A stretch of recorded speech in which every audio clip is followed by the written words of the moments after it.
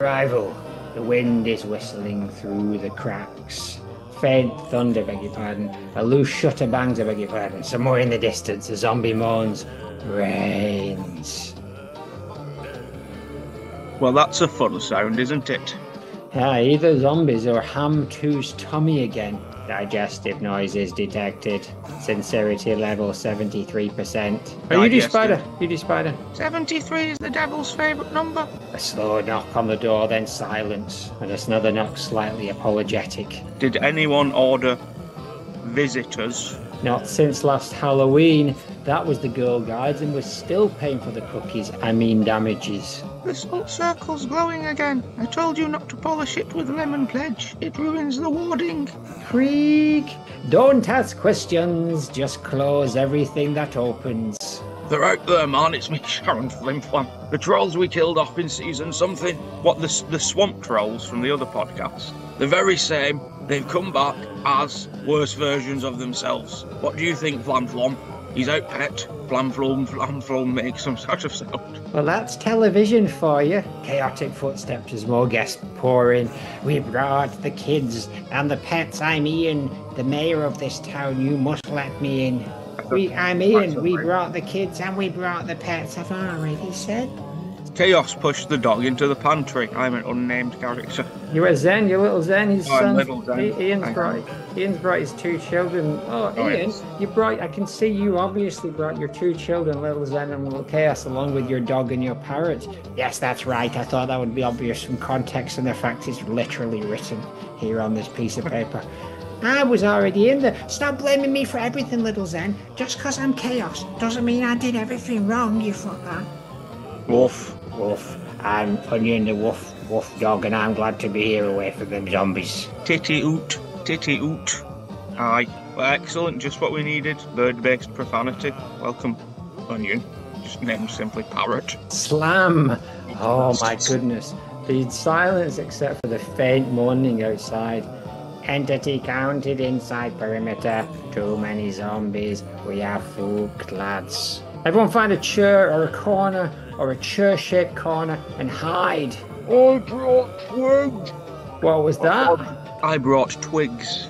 What for? I panicked. They were there. I picked them up. I sort of imagined Green Man to be an envelope-type character. I see. Hey, you can do a good envelope. Why don't you do Green Man as envelope if you don't mind? I brought twigs. What for? I panicked. They were there. I picked them up. Who are you? I'm Pemberton Flashback. I've been asleep in the corner of this room. But who are you who's just turned up? Oh, that's a story for another time. But in short, I'm the spirit of nature and I live in the forest. Squeak, cracking noises, squeak. I think the baby's making some soup. Good. The siege always improves with some kraken broth. Knock, knock, knock. The window rattles. Right then. Everyone stay calm. All of this influx of survivors. But how can I, the mayor of the Wee Principality, stay calm when the undead are outside humming the wrong key of Greensleeves? I've made a banner. It says Flim Flam, or they've made a banner. If I'd made it, it would say Flim Flam because that is my name. But they have made a banner and it says, let us in, we're fans. Oh no. They think it's a meet and greet, I'm Sharon. And it's not? No, dear, it's a Tuesday. No, dear, it's a Tuesday. It's the commercial. And the crashes, someone screams, probably Assistant Spider. Right, welcome to Halloween. Titty oot. Commencing panic, sequence in 5, 4, 3. Oh, don't bother. It's already started. Cue music. All right, so would you like to say the name of the character, or would you like to say the thing about them? I would like to say the name as per. Let's not break any traditions this Halloween. Let's do it. Simpsons Zombies. Undead corpses who judge brains and think Homer's head is completely empty. Simonsons and Mombies. Debut involved raising both George Washington and William Shakespeare from the grave. Simpsons Zombies. Bart used cat resurrection curse, accidentally ended up bringing back whole cemetery. Simpsons Zombies. Historical horde literally declared HJS too brainless to bother. I beg your pardon. Simpsons Zombies. Fast-moving type munchers, cured when Bart had a simple necessary bath in cure soup. Simpsons Zombies. Bizarrely host the final street racing video game despite being rotting cannibalistic fiends. Simpsons Zombies. Outbreaks can be triggered by nuclear explosion, a curse, or just tainted Buzz Cola. Simpsons Zombies. Reanimated walking corpses, yet Homer's brainlessness is the ultimate zombie repellent. Simonsons Zombies. The end. The wacky fact file song. Bleak. Exactly. In the desolate margins of the netherworld, a shadow-stitched order known as the Reliquarians have surfaced. Once cherished by the eccentric refuge of the Evenway Republic, they now drift towards collapse, marooned aboard a vessel spinning into the dreamlike pandemonium. Their chosen masks, Lawrence M. Nightingale and Flimsy Rosewater. Prussians and Turks.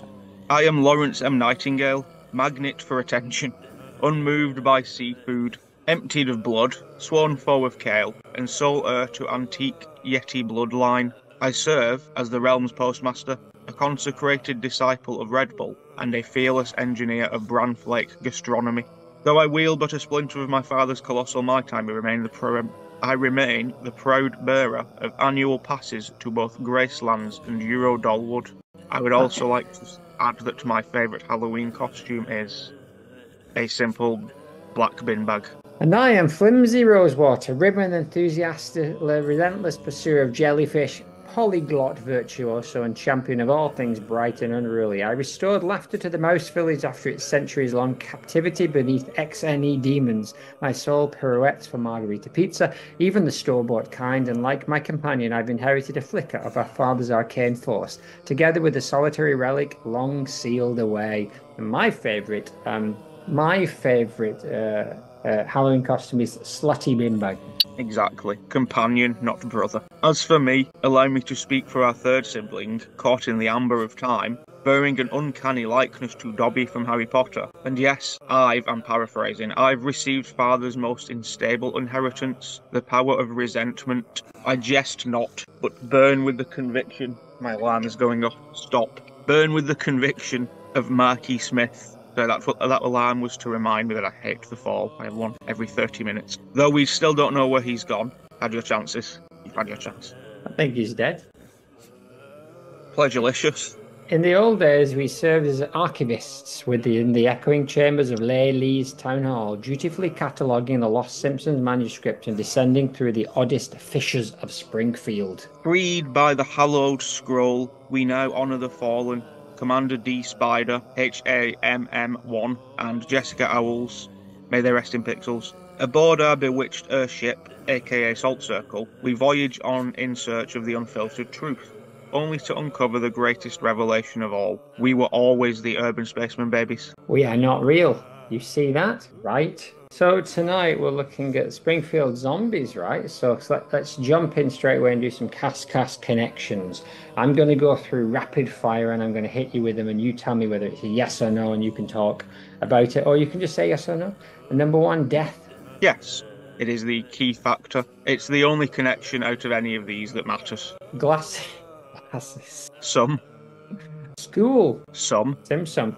They seem to be, the school pops up quite a lot in these clips, to be honest. Yeah, it's the focal point of at least one of the two stories. Tapped Out and Bongo. Yeah, they did actually have a big zombie thing within Tapped Out. They do something every Halloween. Well, not anymore, because it's dead.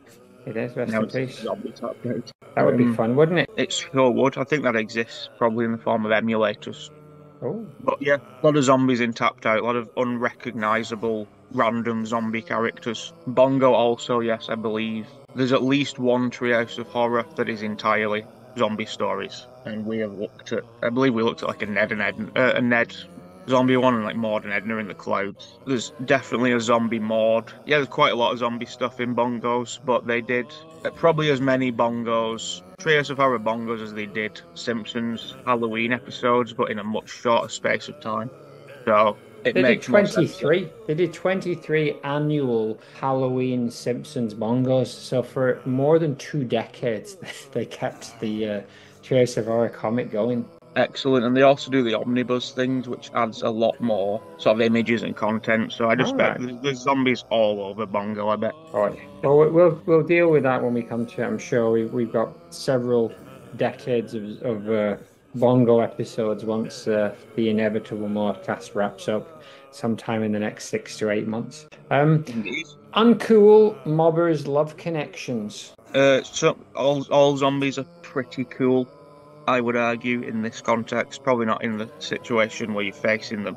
No. But I am a zombies fan, so mobbers is a given. That's what they are. That's what they do. It is what they do. The only connection is that they love to eat brains. They do love to eat brains, don't they?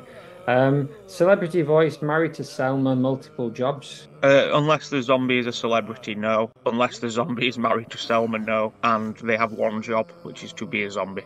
Eat brains. Springfield celebrity, poverty, moving in with the Simpsons. Yes, 2 Springfield celebrities, providing that they were a zombie before they died. No, celebrity before they died. You can't be a zombie before you die. Depending on how you look at it, it's either extreme poverty or like the ultimate zen of not needing anything. Except for the flesh of another human. Yes, but in terms of material wealth. No, not interested, right? They're purely driven by animal instincts, and not the good animals like you cats. In both examples, they do move into the Simpson home. Yeah, they're trying very, very much trying to move in, right? And Rod and Todd would like to move in too. Last one, incompetent and surnameless. Somewhat incompetent in terms of, especially slow zombies aren't really much use. It's just when you get a lot of them that you're in trouble, really, isn't it? Yeah. Fast zombies very competent, but in this situation, given this family survived, maybe not that competent. No, the whole joke is in The Simpsons. They can't be too competent. I think what's the one that I was talking about that was like a spin-off of Zed World or whatever it's called, and it literally is. It's like 6 episodes long, and they're just running the entire. I think it's called Black Summer, and it's like very cool actually. It's one of my favorite ones, but it is just like there's just relentless. It's just for the entire 6 episodes they are just running away from the zombies. My preference would be slow zombies, but you get a more actiony horror movie with fast zombies. You get a more character-y zombie movie with slow zombies. The exception being Train to Busan, that's the best one. That's my first. So I was reading a list, looking at a list today, and I was like, yeah, Train to Busan is the best zombie movie. Like proper zombie movie. Like yes, it truly is. Like Shaun of the Dead and Day of the Dead, Dawn of the Dead. They're all brilliant, right? But Train to Busan is just. It's top notch. I might watch it again actually. I am a big the issue the one issue I have with Train to Busan is it works in its favour, but it's an incredibly sad movie. That's the thing. The more you watch zombie movies, though, you get to realise that they're all sad. They are, but there's sort of like I really enjoy the Zack Snyder Dawn of the Dead. Yeah, it's great because there's very tragic, dark things that happen in it, but it still has an air of lightness about it, where it doesn't feel completely sad. Whereas the little girl in Train to Busan, they cast an ideal little child to make you as sad as possible every time that she is sad, and she is sad almost entirely the way through the film. But it has to work, otherwise it falls flat, right? So there's a couple of others after that. The one about the peninsula one, which I guess is kind of a sort of spin-off to Train to Busan. Oh, yeah, maybe that's terrible. Because like it wasn't just the fact it was on a train. But it's like they don't mess around by having it in that very tight space. But the train's perfect because there's the one, that Alone one, which is another Korean one, and it's in an apartment building. It doesn't quite work because it's like, it's brilliant to have him in a very confined space, but just enough space to run away, but also not be able to go any further. It's like snakes on a plane. That's also brilliant and perfect in every way, except for all the plot and acting. Indeed. I can only remember one instance of zombies on a plane as well, and that is in World War Z. Which zombies on a plane is quite a good idea, I think. I think there is a film actually, but I can't remember what it is. But I don't. I think the thing that with the train is it's big enough to be able to kind of like go the carriage by carriage and build up the tension and things like that. It's like you know because moving fast they can't get around with the plane. I just think I don't. By the time you knew, they'd be on you. True. There's also a very good bit in the VHS franchise. I don't know if you're familiar with this one. We've talked about VHS before. I need to watch that. Yeah, some of them are good. It's like anthology kind of stuff. So one of the segments in one of them is like a biker with a helmet camera on. All right. Who gets bitten by a zombie. And then you just sort of are a zombie for like 15 minutes. Like the segment is the body cam is on the zombie. What's the one? It's not called Colin, because I think is it Colin the one where you follow the zombie? But the Colin one is where you basically watch him from a distance and you watch basically the zombie interacting. That's a very cool one. But yeah, I think I watched a bit of the VHS last time we talked. But yeah, enough. I'm sure we'll talk about much more of our favourite zombie movies along the way. But let us continue, because this cannot be a twofer. No, it cannot. Sketch 2. Chaotic guitar tuning as someone hits a drum repeatedly outside the faint moaning of zombies overlapped with bad humming. They've surrounded the house. I'm going to make the Xenakis French just to make it easier to understand. They've surrounded the house and they've formed what looks like a conga line. Oh, it's fine. We've survived worse. Remember the glitter famine of 59. Burley, my hair still sparkles in the moonlight. That's not moonlight. That's stress. You can sort of tell, you can read chatbots writing after a while, can't you? Like, it almost makes sense, but it doesn't. That would make more sense if he said, that's not moonlight, that's grey hair. Or that's not sparkles, that's grey hair. Indeed, but just things like, do you remember the glitter famine of 59? Oh, Burley, my hair still sparkles in the moonlight. That doesn't make sense. Sort of. But I love it. Oh, a text. Oh, here, check your phone. A text from anti-terrorism agent in the field, Baroness Berry, the Vale of Catmouth. What does she say? All right, boys. Claws out, hearts steady. Keep your nerves sharp and your eyes sharper than their groans. Confidence is your tail now. Berry, we don't have tails. Then fake it. I knew you were going to say that. That's why I left that gap. Grab a duster, wag it proud, and aim low, I beg your pardon. Zombies hate being outsassed. Good luck, boys. I'll just aim for the head. XOXO, Baroness Berry, the Vale of Catmouth. Cheers, Berry. Feedback squeal. And put the appropriately loud rock and roll Zack Snyder music in here. Calm down, everyone. I'm Flam Flam, and I'm ready to introduce the band for today. Fleshy Pleasures 2. Yeah, they once cleared a riot just by starting a sound check. I'm not sure that's a compliment. Well, anyway, I'm Checkered Omega Bacon Shoes, and trust us, our music is so good, I mean bad, it'll raise the dead. Oh wait, too late. Ooh. Plug in, lads, come on, lads, hit it. A 1, a 2, a 3, a 4.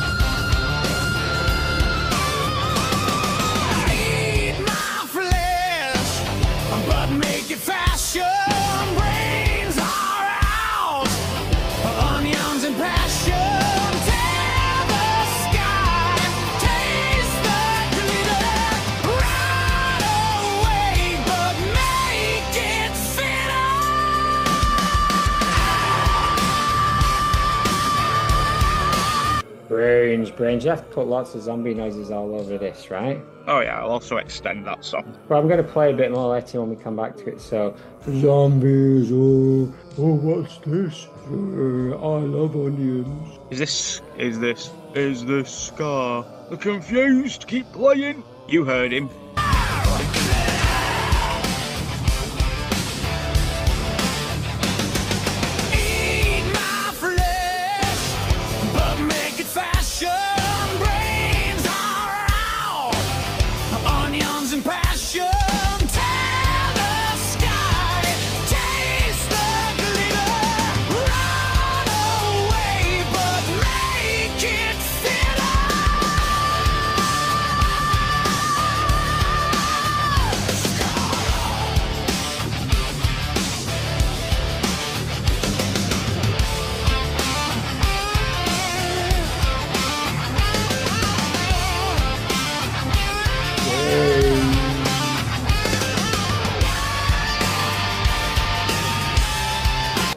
exactly. The confused keep playing. Yeah, you heard him. Confuse them to death.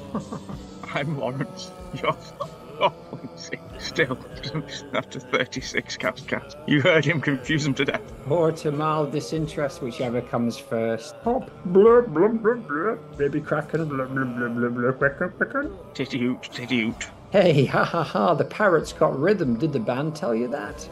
I think the parrots harmonizing. I can't be more clear on you being flimsy. When I stamp on your foot and say your name is Flimsy.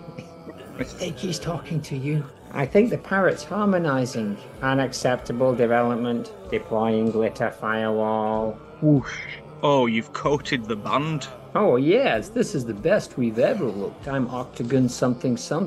Oh, checkered Omega Bacon shoes. I'm back. You're welcome. I can't see my strings. Doesn't matter. No one can hear you either. Ha ha ha ha ha. The zombies outside begin clapping badly out of them. As mayor of this town, I can't believe that they're applauding. Maybe they think it's a festival. Oh, shut up, Little Zen. I'm Little Chaos, and I think it's the worst one ever. You shut up, Titty hoot. I think that means... I think that means encore. Encore? You heard the parrot. Hit the bridge. One for...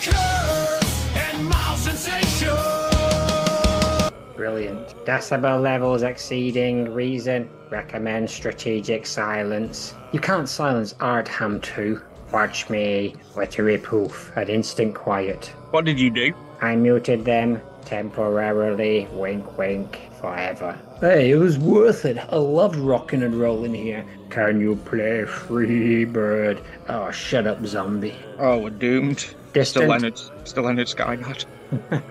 Oh, well, you know what? While we're here, why don't we... It seems like those clouds left behind their computer, so let's see. He's been sitting and kind of switch him on and see. Put the music in here.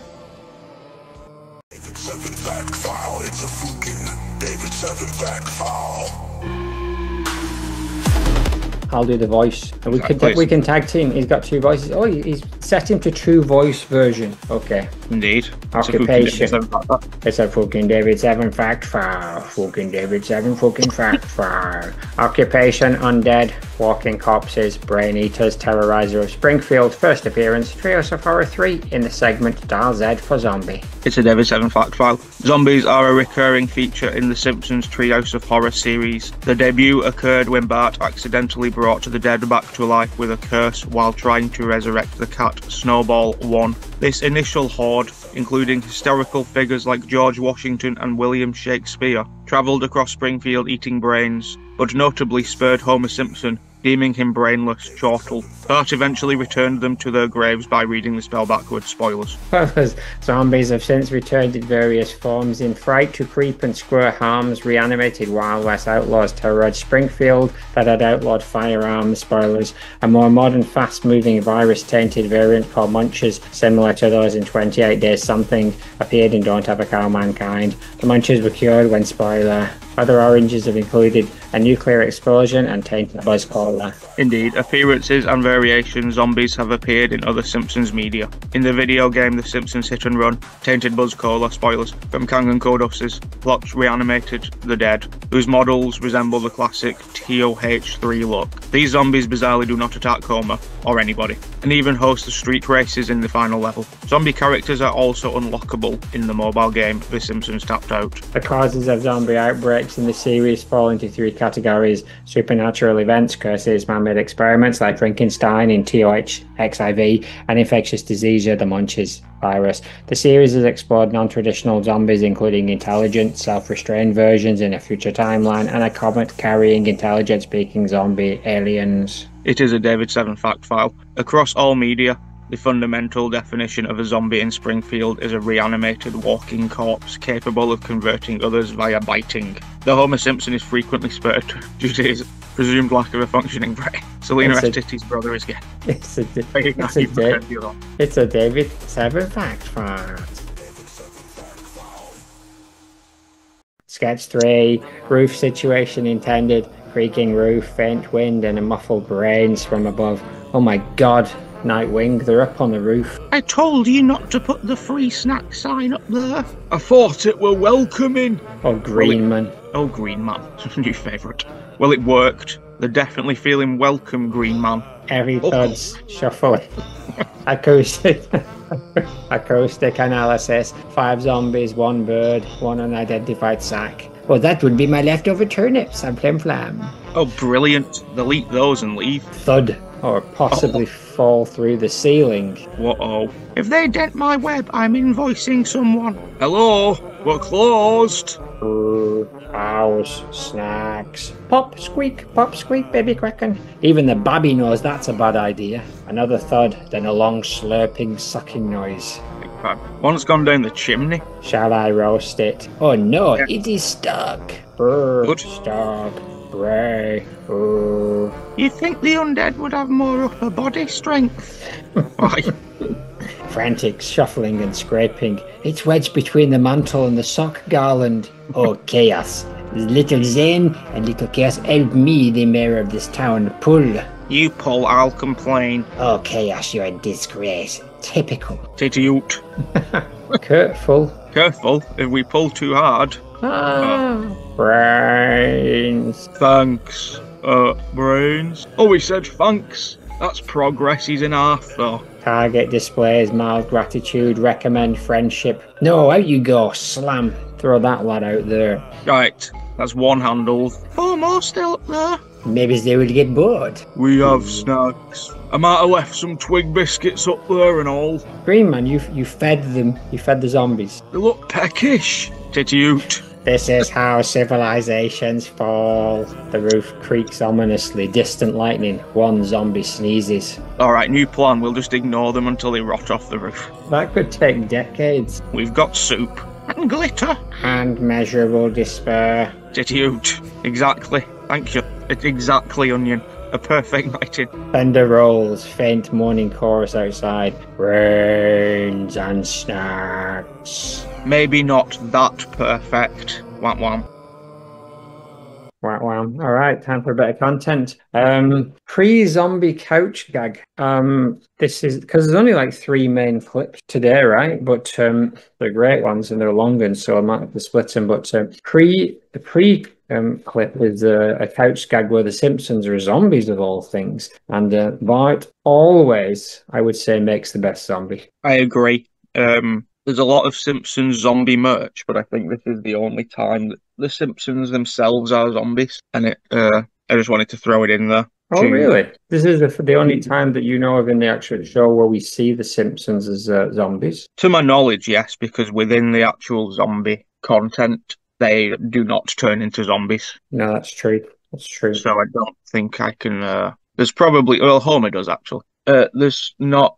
my knowledge of Bongo is not as strong, so there's every chance that it happens every issue in Bongo. Multiple times, we will find out in time. We'll cross that Bongo when we come to O. But I do appreciate the Simpsons going for different varieties of zombie as well, which is fun. Not just doing zombies once and then thinking, oh, well, we've done that now for a Halloween thing. So. Or doing like a parody of every single zombie movie, even though that many of them have the same basic tropes. And it's other than 28 etceteras, which is not really... It parodies the zombies, but none of them parody the plot of any specific zombie movie. No. So that's quite fun, right? Yeah. So it's not... You know, you could see them going down the Shaun of the Dead route or something where they could do like a direct... Like, none of them go to the mall, for example. which None is of them go exactly to what the was mall, happening. which is the most obvious Yes, thing. that's where we went for our zombie apocalypse. We basically just went directly to the mall and stayed there. Yes. So I do like the different takes on zombies. And Okay. I am not to give too much away for the future, but I am a fan of the 28 Days Later modern zombie thing. I think it Oh was yeah. well done. Well, there's a lot to like about it. I haven't seen the 28 years later one yet. Have you? You've seen that, right? Yes, I liked it. I thought it was good, that it was enjoyable, and yeah, Yes, it felt indeed. like the first of a series of movies, though. It didn't Well, feel it like is. a It's complete movie. Well, it is, yes, but it didn't feel like you could watch it as one movie. all right. So there's a lot of world building going on. Yeah, All right. but it's good. It's good, and the zombies are good. I'll get to it one sweet day. I was burned by that one that Korean one on the peninsula because I thought, oh, it's going to be just like that. Yes, that was Terry. I like that it's I believe it is called Train to Busan 2, despite it not being in Busan or on a train. I don't think it is, but I think they hint that it's sort of like in the same world to try and get some kudos from it. Yes, there's definitely like a direct to video sort of sequel, isn't there? Oh, it's garbage. But anyway, so yeah, the idea of slow zombies versus fast zombies as being the main two types of movie zombies, at least. As the Simpsons one where they are a bit more sentient at times and they can talk more. We'll get to that in a minute. But so they did that with Yeah, this with the Marvel zombies as well, where when they've eaten, they gave it more reason in the Marvel zombies. When they've eaten some flesh, they kind of regain their humanity and also their disgust for being zombies, which is kind of funny in many cases in and many ways. in many ways. Yeah, so it's a fun kind of twist there. But yeah, so we get to clip one. Let's do it. I will. I want to put it out on the record now that I firmly dislike intelligent zombies. I think you've taken away the idea that it's a zombie. It should be categorized differently. So the one that was particularly bad, what was the one where they had to go in and steal from the bank vault? Do you know that Oh one? yeah, the Vegas one. And so Yeah, they gave like the main they like one smart zombie in that and it totally ruined the entire premise of it to have yes. us like a smart zombie. I can deal with hierarchies, like there's an evolution kind of situation has gone on within 28 years later, which Okay. again is acceptable because it's been 28 years. Yeah. And they kind of started doing it in The Walking Dead towards the end as well, where they were Oh sort yeah. of Yeah. getting better at being zombies. But I don't like it. Like there's some films like I don't like reverse zombies. I don't like it when people were a zombie and are no longer a zombie. And I don't like the ones where somebody is kind of just a human zombie. So what's the Irish one, which is a cool premise where basically they find a cure. So the movie starts after the cure and everyone's just terrified that the people who were zombies are going to turn back. And so they're ostracized from like society and they're kind of like kind of basically treated as monsters, even though they've just reverted back to being normal people. And so there's this like story of like people who did awful, terrible things when they were zombies, but now they're basically back to being normal humans and having to try and live like a Yeah, that, normal life. That's a very cool premise. But what do you remember what that one's called? no, I don't believe I've seen that one, and I've probably not seen it because it's sentient zombies, which I like. I It's do. called The I don't Cured. mind. It's called The Cured from 2017. Very I'm cool. I'm completely fine with a shitty, tacky zombie movie as well, which is if you're going to do an intelligent zombie movie, you have to do it very well. I think it's much easier to do it as just a generic fun zombie Well, fest. it's when the twist needs to be more than just twist. Have you seen The Girl with the Gift? Yeah, is that the? I think I liked that one. Is that The, the one? well, the premise is that there was one generation of kids who were in the womb when the virus when the thing went down, right? So they were weirdly kind of hybrid creatures. So they were already in the womb when the parents, I guess, died and were bitten, but they didn't. They'd already been for some reason they didn't turn into zombies. So they're kind of Yeah. like they're like half and half a hybrid. And again, it's a pretty clever take on the zombie premise. Yeah, I'm sort of. There's one with Nicholas Hoult called Warm Bodies that I've always avoided watching, even though it's supposed to be quite good, just because they Yeah. are sort of, yeah, like human zombie hybrids. And generally, when I want a zombie, I want it to be as zombie as possible. Yeah. They did a randomly the British comedy show, Two Pints of Lager and a Packet of Crisps. Yeah. Did a Halloween special once with zombies Right. involved, which is that just came to mind then as Well, another Community example. did a good one with zombies, and they passed it off as being like a temporary madness as a result of eating this contaminated food. And so, I don't need much for them to kind of twist the story for me to be on board, but there has to be the twist that makes sense. Yeah, and then Indeed. indeed. So anyway, clip one. So, clip one, It's season more. four, season It was four. more clips in general as this week were more to sort of go over the story as opposed to specific moments, unless there's specific moments we like. If that Yeah, I will makes it zip through easy. the scripts because they're quite long clips, but they're fun. So just stop me as I go. So Bart, says we've got to raise the dead, and he goes a hoo hoo hoo hoo hoo, and then they go out to the grave with his with the question no one asked sister, and he says the names of some famous quiz show hosts, and he has a copy of Thriller on his head, which I found very very fun, and they say the spell. The grave starts to shake, and zombies come out of the grave, but Snowball 2 does not. And Lisa says, it's not working. Yeah, and then Yeah, there's a so nice cutaway where Willie is raking the ground and he says how beautiful it is, and then a zombie comes out and doesn't attack Willie, but then Willie continues raking the ground after the zombie is gone. yeah, which also implies that he'd just buried those bodies, which I didn't really click on. Like it's a strange place for three zombies to emerge from. It's like the front of the school's like grass patch. Ah, yeah, I guess there is that. But I don't know if that's the intentional joke or whether it was just supposed to be. It is just a funny little moment. Yeah.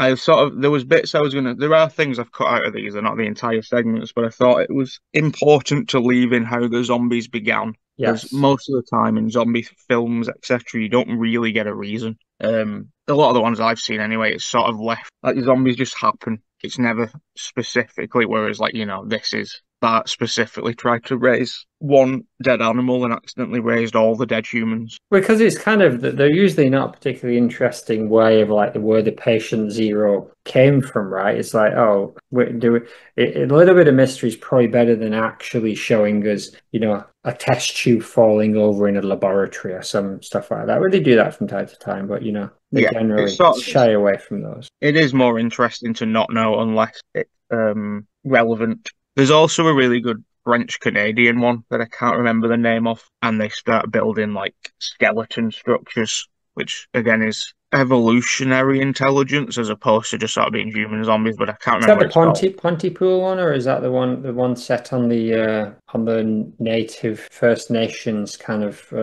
camp, or I think neither of those. neither? I remember it being French Canadian and it being the survivors in a jeep at some point, and then they see the zombies have started building kind of things that resemble furniture, etc., or like human-esque things, but out of bones and stuff. That acceptable to you? Because I'm that's on the very edge of what I would accept from a zombie movie. It is because they sort of don't know why they're doing it in the same way of like like going to the mall sort of Oh thing. yeah, okay. So if it's passed off as being like instincts, going back to the instincts, though, why would Yeah, they be building walls when out of it's skeletons? everybody was Jesus. Yeah, continue, please. Yes, so the slow zombies, these particular the kind of Dawn of the Dead zombies, are wandering around and knocking on the doors, and they knock on Flanders' door, and he says, "Howdy, strangers."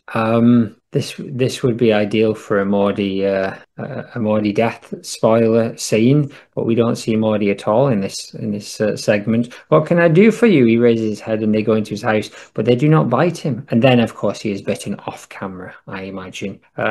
We cut to Yes, a very cool. Go ahead. oh, it's just a cool little net. I don't know why the rest of the family aren't there because it's like season 4, so they have been established. Maybe they thought it would be too gruesome, maybe not gruesome, but they've still sort of gone for the comedy characters. They've not really gone for anybody where you would feel a bit bad. Fair enough. And I think this is still at a time where none of the Flanders are particularly unwholesome, except for Mm. Morty, we know all about. Yeah, Oh, but I'll take it in this parody because it's very early and they're obviously going over the top with the like, oh, zombies say brains, etc. Like the most well-known version of a parody zombie. Yes, So cliche. I'm fine with it in this context, and it makes it great.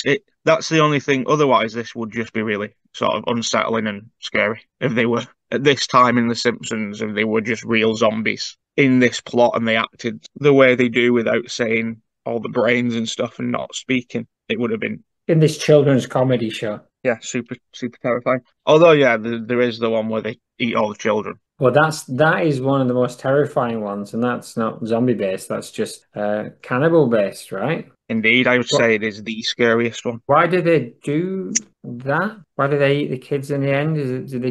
Do we ever find out, or is it just for fun? Just cheaper. For Doris says that it's they don't have enough money to keep buying like good meat. Oh, right, yeah. I believe they accidentally eat Jimbo Ah, yeah. and then realize that it's great, apparently, and allegedly, Better than and then malt. just continue to do so. Ratcheted up in some ways, but yeah, that's a scary one. That's where. Ratchet. So the slow zombies are kind of wandering around. They're bitten Noel Flanders, and now they head to we cut to the school where Martin Prince is called into the office, and then Skinner spins round and he says, "Bring that delicious chess club brain of yours." He is a zombie, but he can talk and things like Marvel zombies. I said that, kind of sure. I'll give it, but Yes. this is the bit where it kind of breaks its own sort of rules a little bit for Yeah, a this is gag. the only bit I don't really care for this bit. First of all, because it's really creepy, which is on purpose, obviously, but Yeah. it just works as being really like Martin just walks to his death slowly, and it's really sinister. I guess the joke is that he turned into a zombie, but continued to go to work because he's Skinner. Fair enough. And I don't mind you get a couple of talking zombies, but I think the Krusty one works a lot better. Yeah. Krusty one's good. It's good that it's a cutaway, but I guess they're just doing a few little gags, really, aren't they? It's just a gag at the end of the day. So Tongue in cheek, if you will. tongue out of cheek. So now, yes. So Skinner licks his lip with greeds, and we cut to Krusty, who is opening a big comedy parcel, and then Sideshow Mel jumps out and grabs him, and they go to a very funny technical difficulties card. Have they shown that card before? Is that the regular thing? They do it. It is sort of a semi-recurring gag, but I do believe that the image changes Okay, it's funny, whenever but they do it.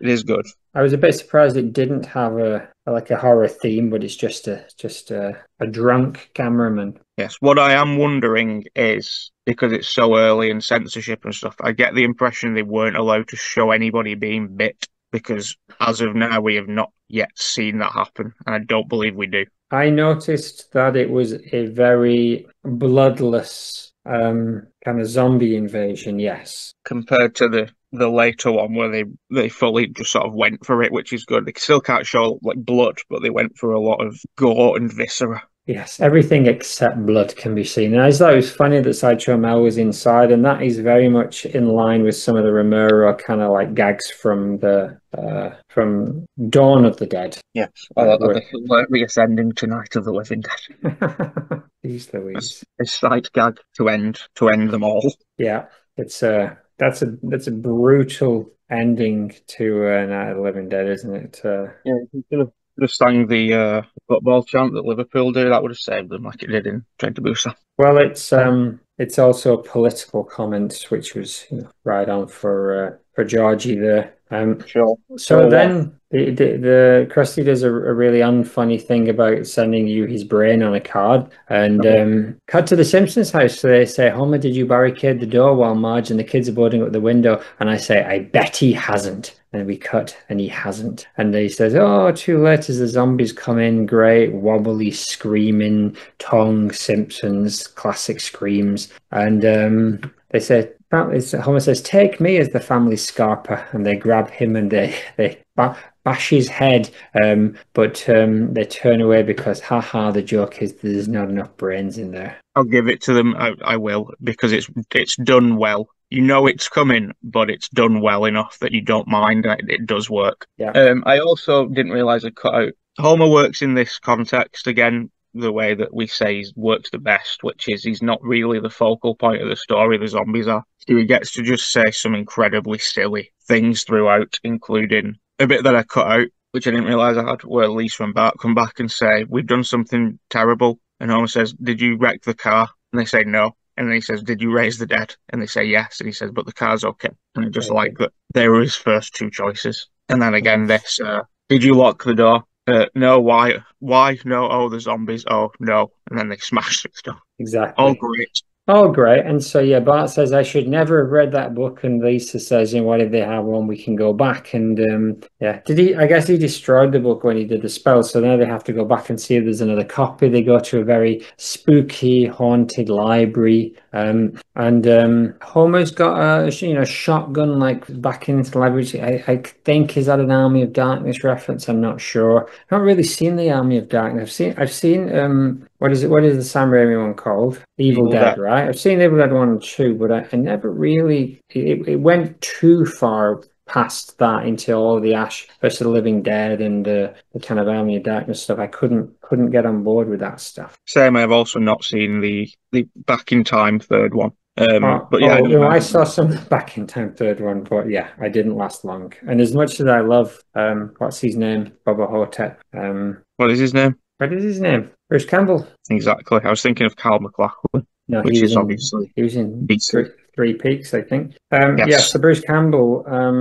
Bruce Campbell's great. Love him, absolutely love him. And but no, can I get on board? Also, the remake of the Evil Dead was awful. Yeah, I didn't watch the mid 2010 ones, but I did watch the one, and I quite like that. The most recent new one. All right. Look. It's not as bad as one of the worst horror movies I've seen in the last few years was the Raimi one, which was essentially just an episode of The Twilight Zone stretched out for an hour and a half with some really quite offensive Romany stereotypes. What was it called? Like it was like a really crappy kind of like twist in the tail story that clearly shouldn't have been a movie, but like because Sam Raimi made it, they're like it's like when I was watching it, I felt like this feels like it should have been made in the 80s and also not been made at all. You know what I mean? Have you seen? I don't believe I know what you mean. Drag Me to Hell, it's called. Oh, yes, I think I have seen that, but I have no recollection of it. That is one of the worst horror movies I've ever seen. So bad in every way. I will have to check it out. Please don't. All the way through, you're thinking there has to be more to this. This is the Sam Raimi movie. There has to be more to it than this. And it's like, nope. It's just like an episode of Tales of the Unexpected done poorly. Yeah, I'll watch the trailer to jog my memory because I feel like I have seen that, but I don't remember it at all. Anyway, they go to the car. Go on. This is what I believe I've heard, not in person, but Matt Groening on several records say that this is his favourite either Treehouse of Horror moment or Simpsons moment in general. Yep, the thing coming up right now. The thing with Ned here. All right, so yeah, so they go into the library to get another book, and the Simpsons, it says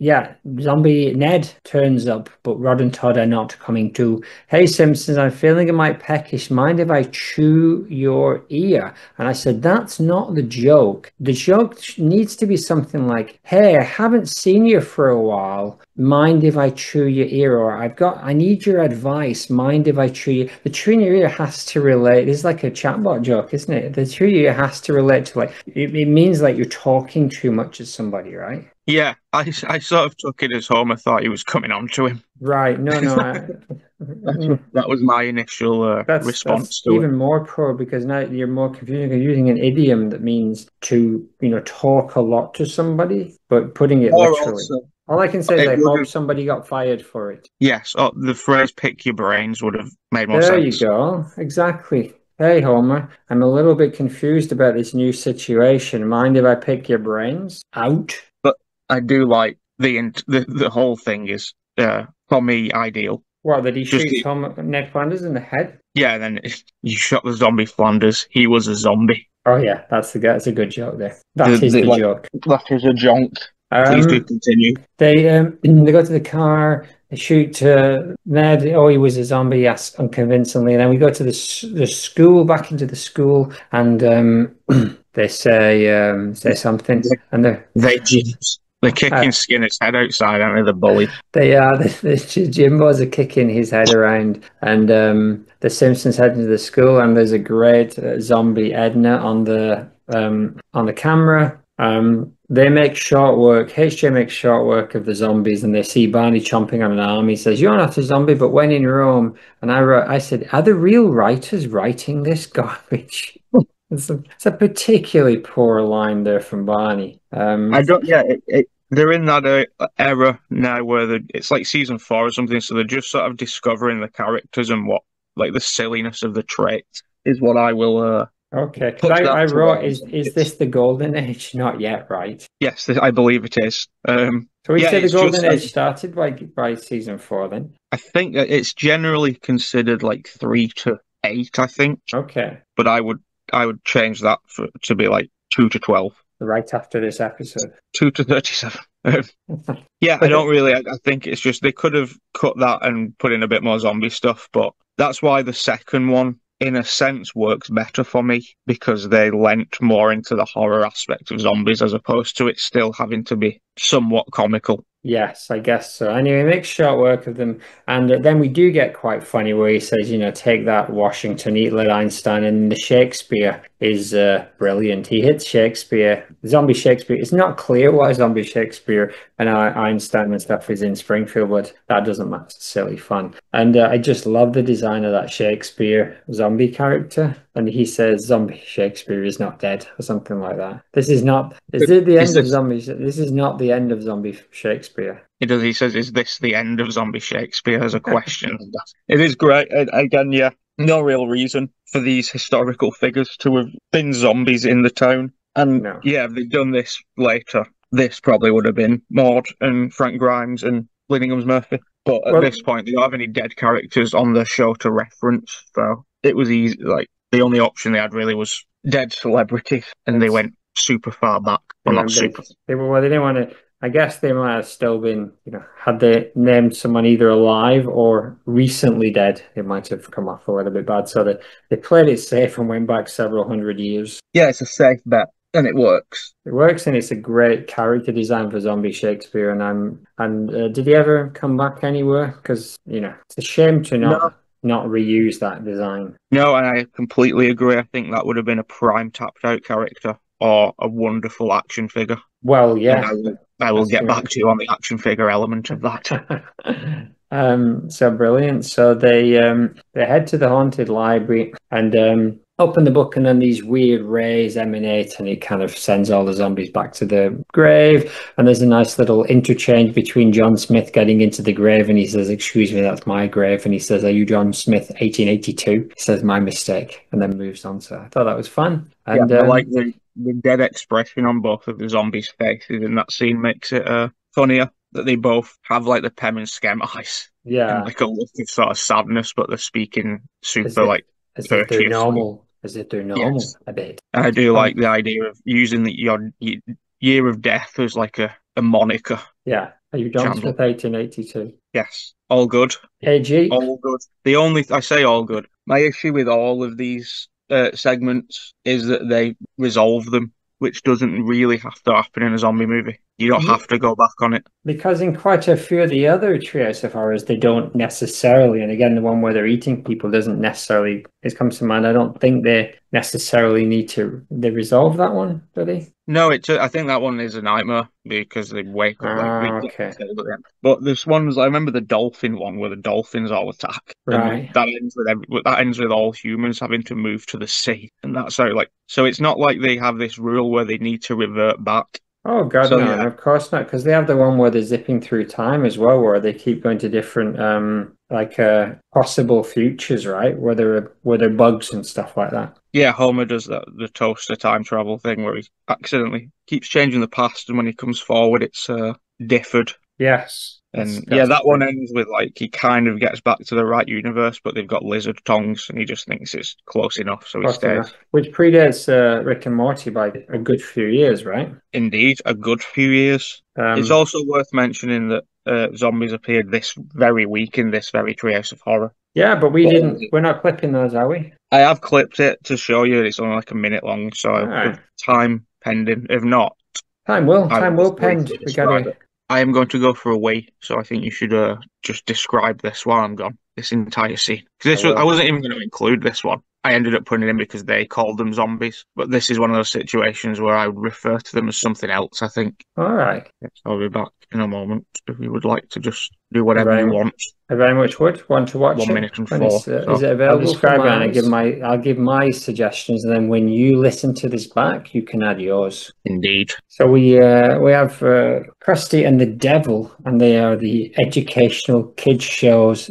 Zombies, which one of is the Magic School Bus, which is still a classic in my room. Zoom, which I don't know, and Captain Kangaroo, which did not really make it over the ocean. And I guess the authors are the ones coming out of the ground. There's a great character design there. Middle one looks a lot like Dennis the Menace, and left one has hints of Margaret Thatcher / Maudie, and the right one is just brilliant design. Dragging, I guess, Krusty off to hell. Your show sucks on Funny Clown is the subtitle from the zombies. Stab him to death with a bunch of what are they? Daytime Emmys. Don't drag Krusty to hell. It's all my fault. Well, maybe this is a reference to that terrible, what's his name, Sam Raimi film, because it is all about dragging people to hell. And VP, I'm sure this is much better. It's a great design there on Satan. It's kind of a new look. He's not. He's got a little bit more of a kind of a humanistic with the big horns. Bart turns up, tells him to stop. Bart offers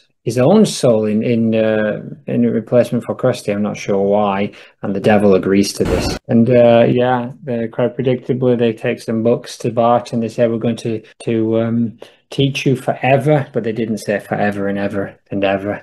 And so they drag Bart down to hell, and then we cut to Krusty in the Netflix office. Interestingly, again, that they're parodying Netflix, not a Fox company. Scratch the TV business. Or Disney. There seems to be a devil, and Krusty seems to be trying to sell this clip to Nagel and Co. It's definitely of aim. Found footage. They done a found footage parody? I'm sure they must have done one in the Treehouse of Horror. What a long wee. Is he back? I've returned. Brilliant. Well, you can add your comments on that, on my comments, and they will appear right here. And here are my thoughts, just conveniently banged at the end of that. I wholeheartedly agree with the Magic School Bus being great.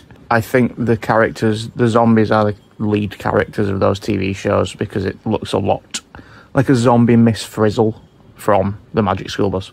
Or the MSB. I think he just uses the phrase drag me to hell. I don't think it's got anything to do with the actual movie.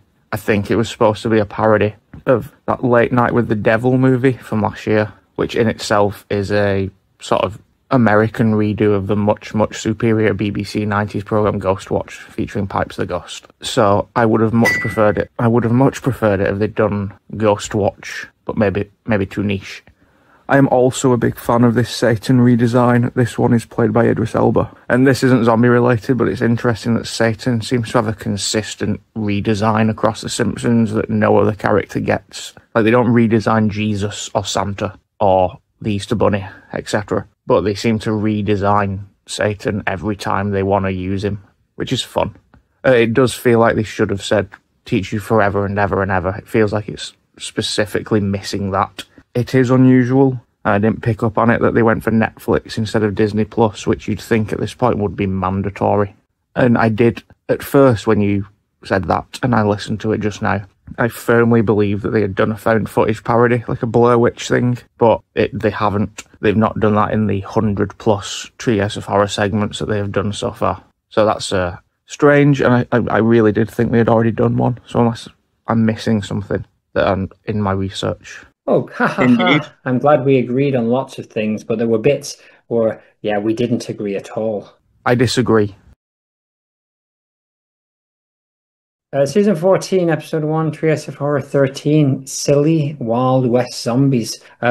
Question no one asked is on the steps of a Springfield statue of Jebediah Springfield, and she's saying 3 cheers for a gun-free Springfield. Cut to graveyard and William R. Bonney, aka Billy the Kid, 1881. His hand comes from the ground holding a gun. He emerges on a brilliant zombie horse, and he's swinging his stuff around and shit. And he says, "How would you like to meet the Hole in the Ground gang, and he pulls up, kind of the others like Sundance Kid and the cowboy something, and then the most evil German of all time, Kaiser Wilhelm, and we all laugh. And again, it's a great design of the Kaiser, but of course Adolf was Austrian, we say, and I also went to his bath in Bad Homburg, the Kaiser. I'm not sure it's the same one.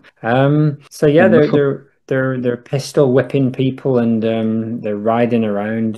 They say, "Let's go to the bank and rob the bank and give the money to the poor, and then rob the poor and shoot the money," which I thought was funny. And there's a whole lot of the zombie Wild Westers shooting up at the sky and essentially kicking off, and then they head to the bar. Yeah, it's a very unusual take on zombies that they went for. They're not really zombies, which is why I didn't include it. They are just undead, but that's as far as the zombie parody stretches. They are just dead cowboys. It's just a very strange story to come up with that I like. I also very much like the Kaiser pretending to be a cowboy is one of my favorite lines when he says "yippee whippy." I think I wrote that one down too. Yeah, it's just sort of, I don't know if there was a particular thing going on in America at the time relating to gun control. Oh, I'm sure there wasn't. I'm sure not. This is also the same Face of Horror as the Maud Ghost. Okay. I think this is the first time we've ever looked at it outside of that scene. Right. But yeah, I think it was more of a story to say. It's more about Wild West gun shooting than it is about zombies. Yeah, they could have been ghosts, right? And that's the thing, right? If you can make those monsters into another sort of monster. So they are undead, but they could have equally been vampires or ghosts. And in fact, the ghosts would have probably made more sense. Yeah, or skeletons. That was my main thought. Like animated skeletons. Absolutely. Really, Harryhausen could have done it as a stop motion animation. That would be brilliant, wouldn't it? Harryhausen. Yes. But anyway, this is definitely the silliest one. It's the silliest one, and then they just follow through some kind of Wild West tropes. They go to the bar, and there's this joke about they make Homer play the piano, and he plays some classical, and then they say, "Play us some piani," and he plays bonkers kind of ragtime, honky tonk, and then they say, "Play some cello," and it takes up quite a lot of time for the joke being that they say piani instead of piano. But it goes on as well. They then ask the children to create a song. One of them has to create a song about robbing banks. I can't remember what the other one was, but they have to I cut it all out because there is just a big thing in the middle of them just kind of messing with everybody in the bar for their own entertainment. Yeah, which again, that's the driving force of this group of zombies. They've no interest in human flesh. They purely just want to be entertained, like old timey. Like they're basically acting like how you see bike gangs in sitcoms act. Oh yeah, they're Psychomania style, right? Where they're kind of essentially harmless, although these guys do look a little bit malevolent. But essentially they're pretty harmless, right? In the grand scheme of things, they'd kill you, but they will not in a scary way. No, they're just going to shoot you. Yeah. Yeah, and then it goes on for Homer to ask Marge to stop because he thinks this could be his big break. But anyway, it goes on. They make the kids dance and they shoot them, and so cut to Frink just making a device that saves it all, and it zips them back, and then basically they you think he's going to do you think he's going to give him some kind of like fancy like scientific way to solve it, and he just has them shoot them back into the ground. And so there's this very funny scene where you get Fat Tony and his crew shooting one of them in the ground, Skinner and one, and then this collection of like Burns and Bumblebee Man and shooting Kaiser Wilhelm back into the ground. And Patty and Selma dressed in each other's clothes for some reason. It's quite an amusing, I don't know, you couldn't really call it a satire on gun violence because it doesn't really make any sense, right? It doesn't fit into any category. It's not a parody of something, and it's not really clear what the message is. It's not commenting on anything, right? It's surreal, right? Which the Simpsons don't really just do straight up surrealism. Yeah, it feels like an idea. It feels like a season 14 idea, basically, of like, well, we've done most things for Treehouse of Horror, and we don't just want to do a straight up movie parody. Let's just do something. And then this was the something they came up with, which is again fantastic. I'd much rather this than see Gil's Paranormal backstory. Activity. Yeah, Paranormal Activity Gil. I do like that Neddy is also one of the shooters, which is he's not in that particular frame, I don't think, but No. there's a bit Neddy and Luan are both active shooters. Yeah, and then Yeah, Homer obviously, comes, or please go on. a future Homer comes and talks about like gun violence or something, and basically they just they he explains that they need to double kill the corpses so they won't come back as zombies. Or is that later? Does Homer come? No. Regular Homer explains to Lisa that they have to double kill the zombies, but he's like future Homer from like Few days. a few days forward. So like, yeah, because Frank's plan is to give him a time machine to go back to tell them to shoot the zombies back into the ground. And then they do the funny thing where they're shooting them as they're running away and they're jumping and grabbing their asses like in an old-timey comedy show. Yeah, and they just get away as well. That's the end of they don't there isn't really a solution to this one, which is fine. Yeah. The zombies don't stay, like they still rise. Which the whole thing I'll briefly summarize is that Lisa looks at all the graves and notices how many of them were like gunned down. Yeah. So then gets everybody to turn in the guns, and that for some reason raises the dead zombies with their guns who overtake everything. Frink gives Homer the time machine. He goes back, tells everybody to just grab a gun, and they start shooting the graves. But the zombies come anyway. Well, the thing it's is, sort of predetermined. It's not necessarily because Lisa got the other guns. It was just bad timing, basically. just bad timing. But I think if it was a South Park, it would be basically saying like you don't solve gun violence and gun control by taking people's guns away. So that I think that would be it would be explicit satire. They would be like, yeah, but here it's hard to tell if that's what they're going for. There's also, it probably makes even less sense for you to have not seen the whole segment, but I did take out most of question no one asked stuff. Yeah. Which is like the morality of the whole story. I just wanted the zombies. But there is a thing at the end where she's basically lamenting the fact that they solved gun violence with gun violence. And then Homer appears from the even further future with the glasses and stuff to say that in fact made things even worse. And then Mo just shoots him. Yeah, exactly. So the future Homer's a great design. Was Schwarzenegger involved in this? Because we know that he's kind of a libertarian, right? So if it was him, it's possible that it was an intentional kind of like that kind of message, like you're oversimplifying this. Your solution to gun control might need a little bit more nuance. It's possible. Which Treehouse of Horror is it? What number? 13. I'm not sure. It's called that middle one. The Fright one. Fright to Creep and Scare Hams. Yeah, it doesn't say who wrote that one. I think Brian Kelly. We don't know about him, but we don't need to. He's not Schwarzenegger, and therefore he's not relevant to this. Great design on future Homer, but then he just gets shot, and then that's kind of the end of that, right? Yes, and then we move on to my favourite take on the zombies in The Simpsons, to be honest. The Munchers. In terms of actual being zombies. Yeah. However, the other two are funnier. Yes, this one's not particularly funny, but it's a good kind of like they do take on the zombies pretty well, and I like the way. So basically, Krusty's decided to do the burger squad, which is where they feed the meat of the prime beef cows to more prime beef cows, therefore creating the greatest burger of all time. But of course, what it actually does is turn people into some sort of like fast muncher zombies. Great image of Burger too, but very, very quickly, Brockman says juicy with just a hint of grr. He turns into a zombie, bites Krusty, and then they all just start biting each other. And he does that bit where the camera falls onto the ground and you watch them, and then it cuts to static where they don't have a cow mankind, which is pretty cool. And then it's like 28 days later style, they're running all over the ground. Everyone's got the windows boarded up. The Simpsons are there. They do a little gag thing where Grandpa comes to the window and he won't let him in. And he says, how do you know you're not a muncher? And then he, just lets him get eaten. I do like where Grandpa explains himself. And then Homer says, I can't make sense of that muncher talk. Yeah, how do you know how much he says, I can't make sense of that much talk. He closes the curtains and the hordes descend. We see Bart, it seems like he's munching on a sandwich, but it turns out that he doesn't turn. And so there we have the crux of the plot that he is the Savior. what's the World War Z thing? Is that the World War Z thing where they've got the kind of I can't think of the word. the cure? It's just like, no, there's one in 28 weeks later, I believe. Okay, what?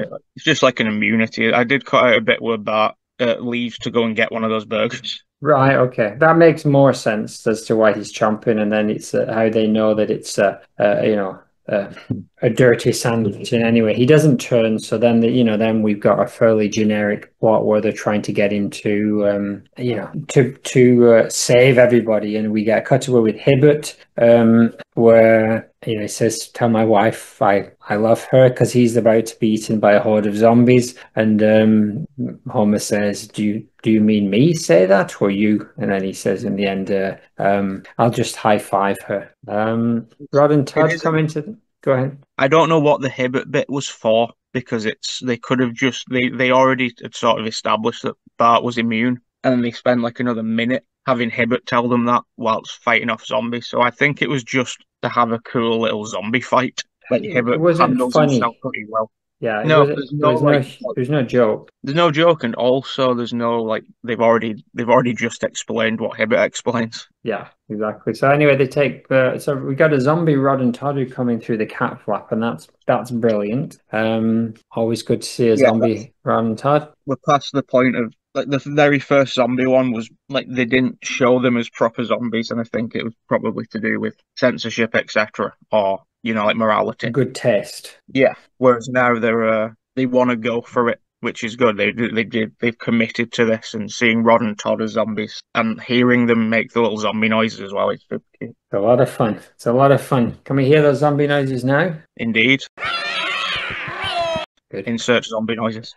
So then we get the thing where Wolfcastle comes and he says, "I'll save you if you want to survive. Come with me." There's a kind of very dark Morgana style zombie over here to the left, which is to Rainier's left, to our right.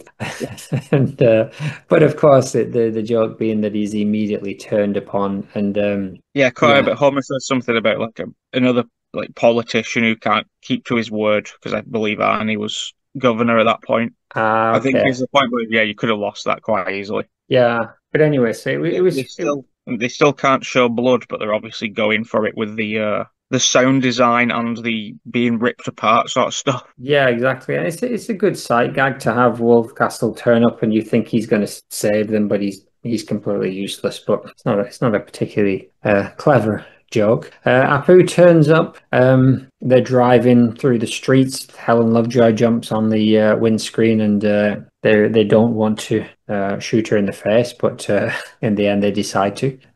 You can apologize in hell, says Apu, as he lets Marge shoot whatever her name in the face. Helen Lovejoy, indeed. What a bitch. A gradually side note: the death of zombie Helen, particularly the way she exits the frame, feels decidedly familiar. Does it not? No footlongs for zombie Helen. What a beach! I think that might have been fan servicey, in that people often they're very aware that Helen is disliked across the board, except for Miles. So I think that's why it was Helen, to just give a little satisfying moment of, this is the closest we're gonna get. We've already killed a Roswell. This is the closest you're gonna get to Helen dying. I thought that Apu wasn't allowed to talk anymore. Yeah, this is pre that. This is like probably about 11 years old. Okay. This is like season 25 or something like that. A second gradually side note: it is season 21, making it 15 years and 9 months old. Jesus H. Christ. I see. Also worth noting for our cousins, that is some great Roswell zombie noising as Helen. Yeah, it is indeed.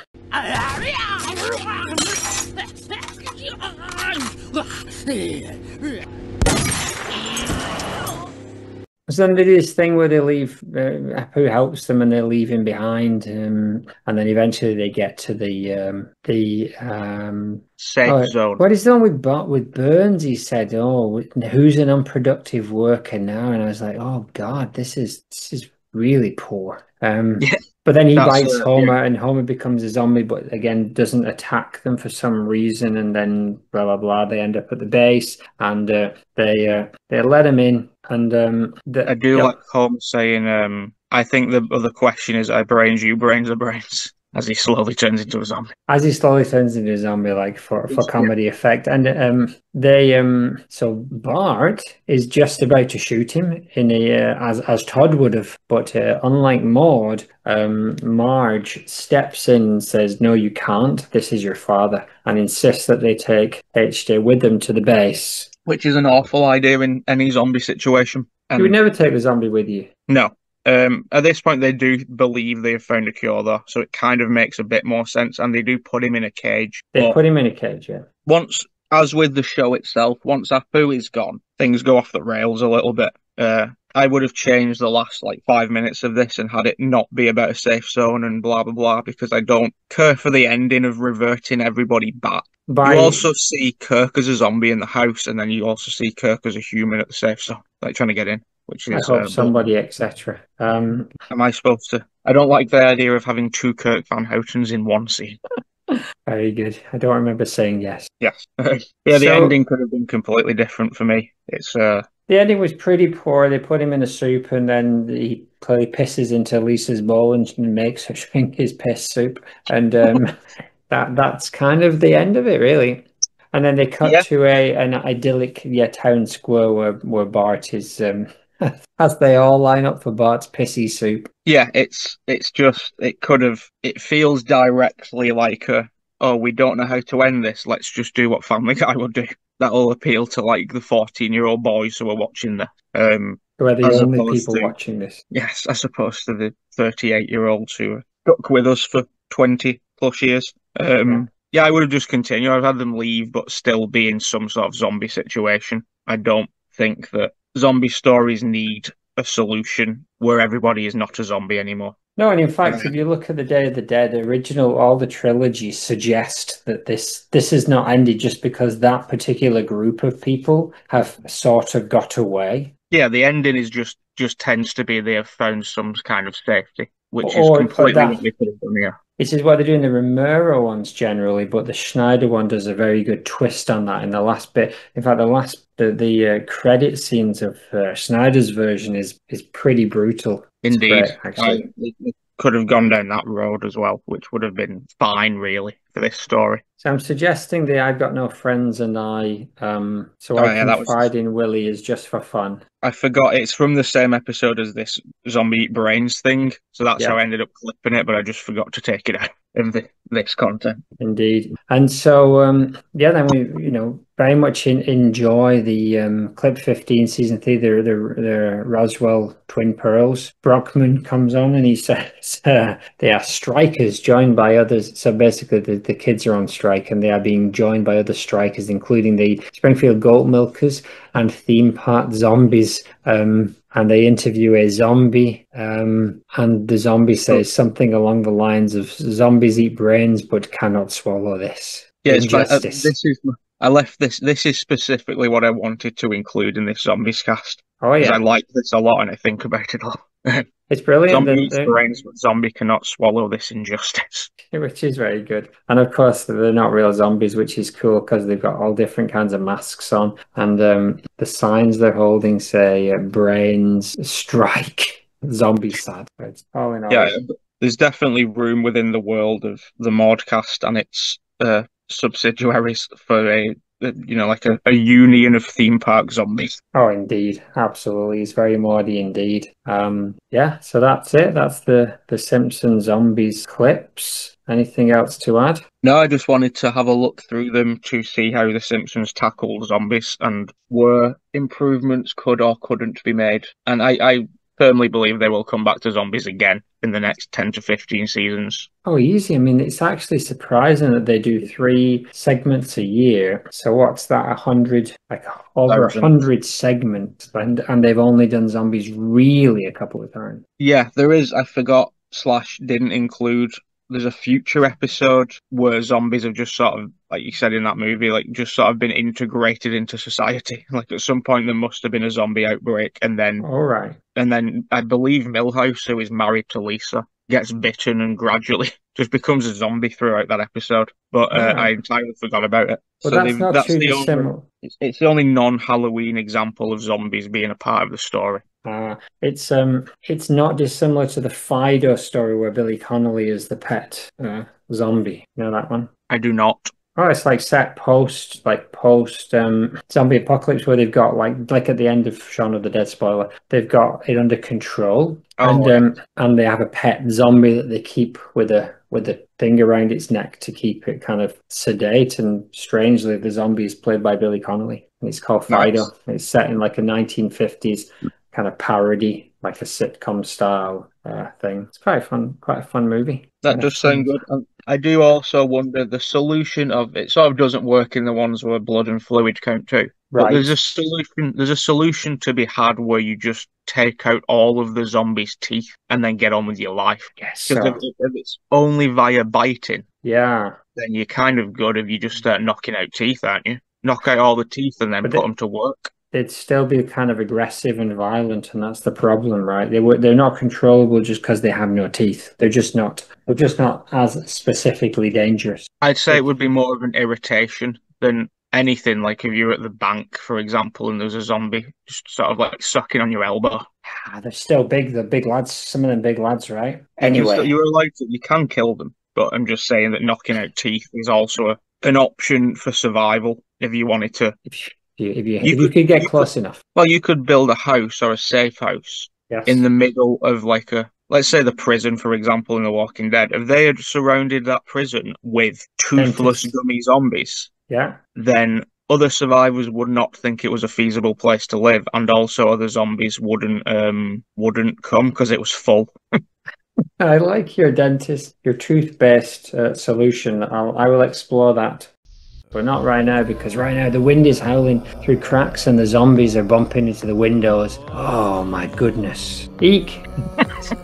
We're done for. Oh my goodness. Ooh, lummy. The chimney rattles. A shower of soot rains, then snotty bossy Frankenstein pops out of the fireplace, covered in ashes, grumbling and snorting. You could have kept the fire out.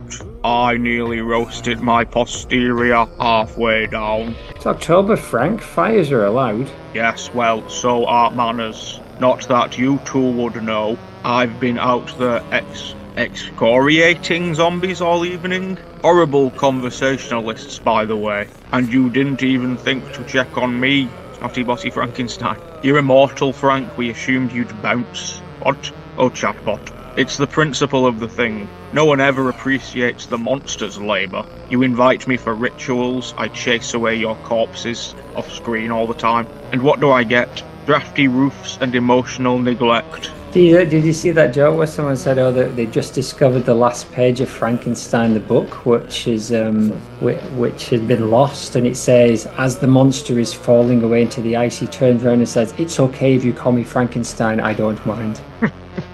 Indeed. Cup of tea, Frankie. I'll make it myself. You'll only ruin the brew. Soot in my ears, ashes in my nostrils, and now I'll probably have to use the oat milk again. Oh, we're out of biscuits, by the way. SBF. Savages. They're still out there, you know. Maybe we negotiate, offer them merch. Merchandise detected. 12 mugs, 1 cursed tote, and a limited edition Salt Circle Survivor apron. Maybe totes magic.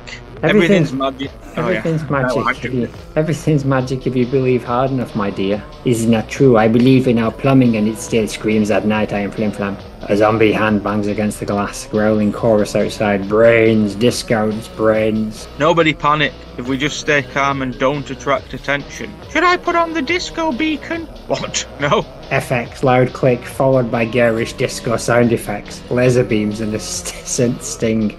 Shiny, shiny. Oh, bloody hell. Excellent, Spider. Now they're motivated. Suddenly, an electric zap. A shimmering portal flickers into being. Baby Kraken squeals. Oh, this is not for us. Oh, my goodness. Sharon, help us. Energy spike. Mystical. Or probably microwave. Glop, glop. Baby Kraken. Baby Kraken. Oh, the baby has summoned something. The baby has summoned something again. It's never anything small, is it? The portal hums louder. Voice from the portal. Who has disturbed the bag wizard? Oh, good. Uncle Anton's here. Titty Oot. Language bird, and I'm your father, for God's sake, not your uncle. Okay. I'm still on probation from the council. Faint rustling as Anton's bag inflates slightly. Oh, Dad, you're a bag again. Ian, I'm not your dad. I'm just your friend. The spell to fix me requires 16 batons of pure focus and 1 cup of tea. We've got instant coffee. That'll do in a crisis. You go get it, Green Man. It's good to see that you finally met my boys. I've known you for years, of course. I know. We could use some help, Anton. I mean, Dad. The undead are redecorating our porch. Fear not, my son, for I, Anton the partially contained, shall unleash something hopefully helpful. Oh, that's reassuring, Father. Probability of helpful outcome, 17%. Silence, you metallic doubter. Bagicus, Explodicus, Glitterum. A massive glitter explosion. The widows rattles and everyone coughs. I can't see, oh my bloody hell. I can't see, my eyes are festive, I'm flim-flam. Me twigs are shimmering. I look amazing. Brains, shiny too bright, brain hurts. It's working, they're backing off. Wetter levels exceeding breathable standards. Oh, it's fine, it's pretty. It's also in my tea. Zombies retreat, their moans fading into the distance. They did it, Dad, you've done it. You have done it, my father. Ian, as I pointed out earlier, I'm not your father. I am your friend. But actually, I told you never doubt the magic of excess sparkles. Titty Oot. I said language, parrot. The portal begins to hum. The bag is rustling. Where are you going, Father? I must return to my containment satchel before I'm mistaken for luggage again. Farewell, my glowing progeny. And remember, never use instant coffee for summoning the dead, unless it's decaf. Poof. A loud portal closes and a faint harp glissandos. So, what do we do with all this glitter? We sell it as magical fallout.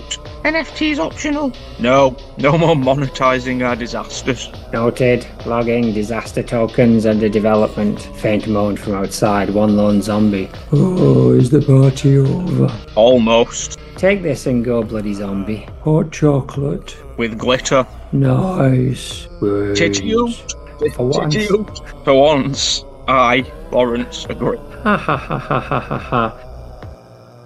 Number, no such zone. FX, wind is howling through the cracks as the zombies bump windows, rhythmic thudding on the door. The wind howls, a massive thud echoes from the roof. Oh God, we're done for! Ooh, lummy. Have we done this one? I don't know. Yeah, we've done that. We've done that, right? Yes. So here's the first art piece, which is a poster of all the Simpsons zombies, done by Rob Ashetto. What do you thought? Rob Zombie. Rob Zombie, yeah. Rodney Zombie. I like it. I can't see too much of it. Is it by a real person, not by a chatbot like mine? No, but it's essentially the same result. Oh, look, there she is. There she is. There she is. Where is she? There you go. It's all a bit. Is that next to Patty and Selma? Here. Next to them, the other way. Ned Flanders. This guy. Yeah. No, it's Fancy Flanders, isn't it? It is. So, yeah, he is like a trim young zombie Flanders. How about this guy? Who's that? I believe that's one of the Mafia guys. All right. Who's this? What's these? These are That's the like the news journalist who takes pictures. Who's this? Is that Sanjay? Sanjay. Mr. Chimps, Mr. Bubbles. Yes, they might be like alterations, to be honest, because all of those pictures are like the tapped out, like what you type in and get those characters. Yeah. Like the exact posture and poses, and like the mod with the plate and stuff. Right. So what they're just screenshots from like tapped out. Like but not as zombies. They've been zombified on top of that. But zombified. Yeah, but the actual image is. like the generic image, so that makes me think it's not been hand drawn. So he basically he's just like taking it and then he's kind of like painted him a bit green and then put loads of like guffin stuff on him. Pretty good though. I think so. How about Oh Grimy? yeah, it's really good. This guy? That's one of the nerds. All right. Yeah, it's good. All in It's all, very good. it's a good thing, right? So, well, this one's actually from a proper TSF horror, but like I said, it ran for 23 years, which is pretty impressive, right? It is. It's I get it. It took me. I was like, what is a power plant versus zombies? Like, what's the reference? But you take out the word power and it makes sense. Oh, it's Plants vs Zombies, the game. It is. I'm unfamiliar with You don't know the game Plants vs Zombies? Yes, I'm unfamiliar with the game. He actually drew some zombies and wrote a letter to whoever made it, and they wrote him back and gave him like a gift voucher. Nice. Who did? Just a youngster, many years ago. Lil Zed. Yeah. Anyway, Man I Never Saw. It's quite a high def cover, drawn by Matt Groening himself. Yes. Another one of the another one in the bucket. I like it though. I like the dead eyes. He didn't draw this. Oh, full of shit, Groening. I like the eyes particularly. Yeah. Those are pretty good, well rendered eyes. Look at that Duffman. He really can't breathe. Yeah, he's knackered. He's shattered. He's shattered. But all in all, good. And who's this? I think it's the old Jewish man. But they are. Yeah, there's a lot of good zombie imagery within the Bongo world. Well, I would say. We're gonna deal with that as we come to it. But I tell you where there's not a lot of good zombie imagery in the pre-ChatGPT AI art bot of Crayon, which seems like a million years ago, but was only about 2 years ago. But very poor. But the zombies the Simpsons in a zombie themed episode on Crayon. But it's got a charming wonk to it. You definitely in 10 years time there'll be op-eds about this stuff. Oh yeah, this one there's something very hauntingly beautiful about it when it gets it just slightly wrong, like giving him a nose that looks also like an eye, and then giving him Homer's beard, and just sort of too many lines in places. Yeah, and the hand on the shoulder. It's a very well rendered zombie. Anyway, it is. It sort of looks like the that Marvel villain from Endgame, Thanos' mate. Thanos, the God Butcher, Christian Bale. Exactly, Art Butcher. Anyway, let's get on to some serious business here. Atgaby found a zombie Simpsons tattoo, a full torso zombie Simpsons tattoo. Now that is a good life decision right there. Yes, that's a terrible idea, made only worse by the tattoo itself, which is just horrific in idea and style. What, the fact that it's a zombie Simpsons with like arrows through his head and a watermelon head, and also on your body forever. Exactly. Yes, also just the imagery of a zombie father ripping the face off his 10-year-old son is not something that you would have tattooed, canvassed across your entire midsection.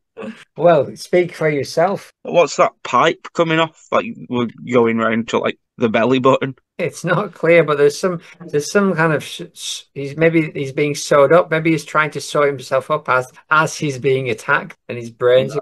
Yeah, it's badly rendered, isn't it? As well as you said, it's not really clear. Is Homer scraping the brains out of the side of Bart's head? Is it definitely real?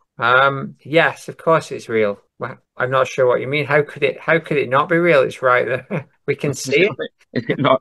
Is it not art bot? I don't think so. I think it's as real as they come. Look, he's got tattoos on his arm. Oh yeah, they couldn't have done that. The only thing who's got up one morning and made a very wise decision. It's the only thing throwing me off is the unusual belly button thing. There's this thing down here which looks a bit like you wouldn't do a tattoo of something, which is essentially just like a brown splodge. Yeah, it's almost arm, but it's not. But if I tell you what, if this is fake, they've done their homework. Look at that crotch crease there with all a yellow crotch crease. Now that's someone who's really paying attention to detail. You got even just these little bits of hair coming over the top of his lines. Anyway, moving on. We've got far too many. Normally we have 3, but I've picked like 10. A pretty groovy Krusty by Jimmy Synthetic. It's like a painted one. Oh yeah, I thought it was Homer. The irony. I didn't see the hair or the nose or the outfit. Yeah, it's great. noticed how Krusty looks just like Homer Simpson. Yeah, it's a little known fact. Till nobody's noticed that. Anyway, what do you make of that one? It Cool. was about Thanos as well. He does. It's cool. That's really all I have to say about it. It's not doing a great deal for me, but I think it's very good. If you got it as like Okay. a card in a card pack, you'd be like showing it to all your mates. So Yes, I certainly would. what about this one? That's classic, isn't it? There's a whole lot of these. Albert. Yeah, Oh, yeah. Didn't we look at the whole series of these a while ago? like the melted ones. Yeah, it's yeah, super cool. It reminds me of that face that I always forget the name of that's screaming in the car. Mona Lisa. Yes. Yeah, Bart gets the most, I think, in terms of Rat Fink. zombie art. Ratchet. You're thinking of Rat Fink with his car, Yeah. right? The mouse. Yes, I am. Yeah, Bart lends himself the most to the zombie imagery for some reason, even though he is a kid. It seems to be. My idea earlier in this very episode that Bart makes the best zombie. You did. That is all I have to say on that one. It's cool. I like the teeth a lot. How about this one? Some kind of wallpaper. I'm not even really sure, and I don't even know if it counts as a zombie, but it's wild. Yeah, I don't think it counts as a zombie in any way whatsoever. All right. It's a great picture, but I would argue that it's more of a bird bath than a zombie. All right. Moving on. This definitely. How many have you got? 1, 2, 3, 4, 5. Jesus. Loads. This definitely counts as a zombie. Yes, what is that in reference to? It's a credits and info. Bart Zombie, Tara Graphica. Oh yes, Tara Graphica. Yeah. Cool. Another good Bart. Another unusual depiction of this child once again being strangled, presumably by his father. It's amazing To they can death. still get away with this in 2025, right? It's Yes, just to death. horrible. Some great bone details. Fan of that. Eye, And bones, yeah, the eye super cool. throwing out and death even- signs. And even his hand has lost some of the skin, Yeah. which is sad. But games, His arm. Yes. indeed. Yeah, all in all, 8 on 10. 8 on 10, 8 out of 6. How about this guy? Yeah, that's cool. That's from an episode. Yeah, I remember that one. Brain melt. Which was super spooky at the time.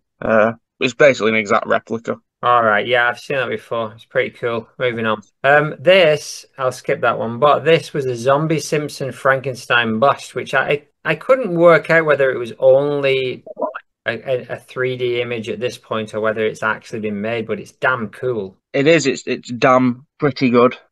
Try it. It's not Homery enough, nor Frankenstein-y enough. Too Homery for Frankenstein time. So Yeah, not it's Homer enough for Frank. Not Frank. Let me just get a pizza. indeed.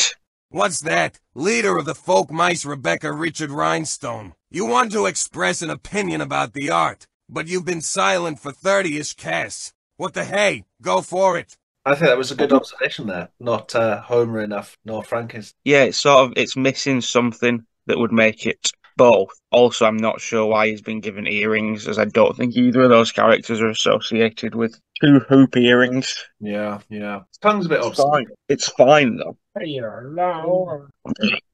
Good. Thank you very much. Snotty, bossy Frankenstein. Now, this is the second to last one. Homer Simpson, zombie Homer Simpson 3D. Now, that's a great rendering there, right? Yeah, this is quite Thanos-y as well. Ah, This is more, I don't know, I'd say more up my alley, but it's sort of about the same.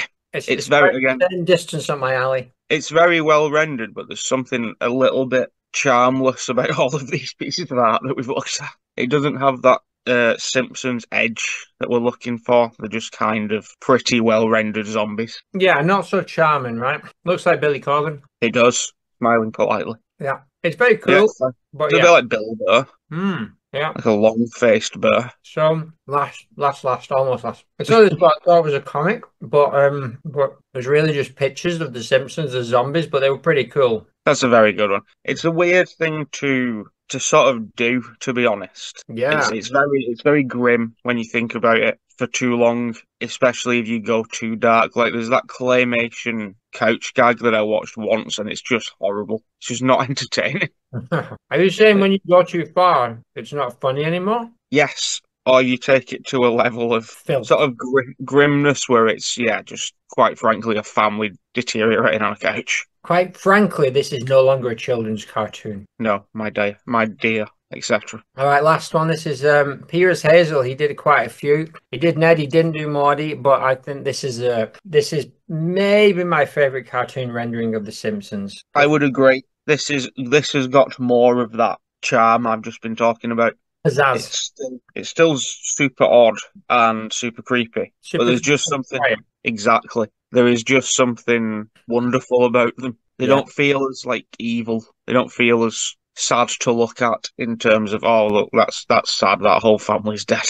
Her eyes look pretty wild. You want to mess with Penis Hermod, Kaching. Kaching. Pem and Skem. Yeah, the Ned. I like the tongue being like wildly far down, like his jaw's been unhinged. Is this his tongue? I think so. And again, it's enough interpretation where it's not just a flat out image of Ned without a jaw. It's not his tongue. Exactly. And his eye as well has come out. Oh yeah, it's flying ahead of it. That's double Skem. Yeah, yeah, that's the best one, I would say. And the one's the best one. I agree. All right. Well, that was anticlimactic. Perfectly in tone. I do enjoy a calm ending. I helped. No, you didn't, but at least you looked helpful. Baby Kraken does a triumphant glop, glop, plop as if cheering. Titty oot. Celebratory, probability of lingering, undead, negligible. Portal fizzes, sparkles wine, and finally, poof, it closes. Well, crisis officially over. Tea, anyone? Tea synthesized with faint despair as per standard protocol. Happy Halloween, everyone. Baby Kraken burps profoundly. Happy Halloween. Happy Halloween, everyone. Pathetic zombie voice says, "Any crisps left?" Not for you. Actually, maybe a tiny one for narrative closure. The wind is setting, the glitter is settling, and Baby Kraken bounces happily as the parrot flaps. Titty oot. Ian, Zen, Chaos, and the pets say goodbye. Oh well, back to the grind of running the WWP, no rest for the wicked. Sharon Flim Flam Flom Flum and Green Man head back to the swamp. Goodbye. See ya. FB2, Fleshy Pleasures 2 head back to the tavern. We've got a gig on tonight. Halloween tips paid in Kit Kats. Music. What's that? Beg your pardon. I beg all your pardon. Brains or onions? What's the diff? It's Halloween! Sniff, sniff, sniff. Brains or onions? What's the diff? It's Halloween! Sniff, sniff, sniff, sniff. Brains or onions? What's the diff? For you fleshy pleasures, thank you. Bye! Bye! Perfect. Just perfect. Next year, same chaos, but maybe less glitter. Probability of less glitter, near zero. Can we at least toast twigs? I've left my jacket, I've come back. Only if they're magical. Ha ha ha ha. Ha ha ha ha ha ha ha ha. The gently closing chime as the curtain falls. Okay, who's for tea? The hell was that? I think that was Frankenstein. He came back. Did he even leave? Did he even arrive in the first place? Snotty Boshy Frankenstein, yeah. Oh, of course it is. Came down the chimney. Of course it is, just like Santa. Yeah. Sucked. Well, that was beautiful. Not finished yet. Head over to our Patreon. Head over to our Patreon. He'll get you. You reckon? He'll get you one day. I think so. He's told you how to write a song. He'd done it the first time if you were nice to him. So he's learning what he does and doesn't like. Now he's just fucking with you. Insane. Oh la la. Thank you. Don't need these, do we? This is the end music. Excellent. Well, that's a fun sound, isn't it? The wind is howling low. Either the undead are calling or put on a show. 73% sincerity is the devil's favorite game. The soft circle's glowing, the warding's all to blame. Don't ask questions, just close everything.